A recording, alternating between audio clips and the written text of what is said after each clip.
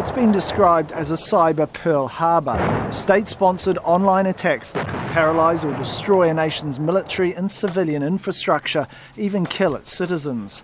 Nothing quite so threatening has ever been realised, but governments and businesses around the world are increasingly worried. That's why lawyers and cyber warfare experts have been considering possible scenarios. For example, the controls of a nuclear power plant are hacked from abroad, causing it to melt down. The lawyers say this kind of attack is so damaging it could be considered an armed attack, one that could justify a military response. Another example seen in South Korea just last week, a cyber attack shut down thousands of computers. This would be considered an act of force, but not necessarily a full armed attack. This makes military response illegal. The report also concludes that during a conflict, any hacker who helps commit computer sabotage could be legally targeted with deadly force.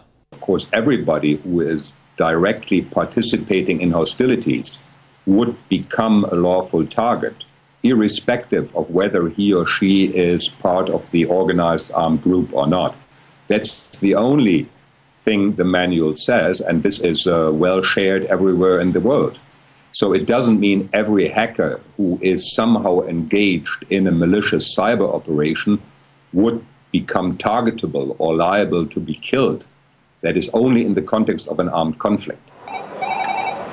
In 2009, the US and Israel were blamed for the so-called Stuxnet virus attack on Iran's nuclear program. It destroyed centrifuges being used to enrich uranium. The report's authors are divided on whether the attack was severe enough to legally allow Iran to retaliate using force. States do engage in offensive activity online through code, through hacking.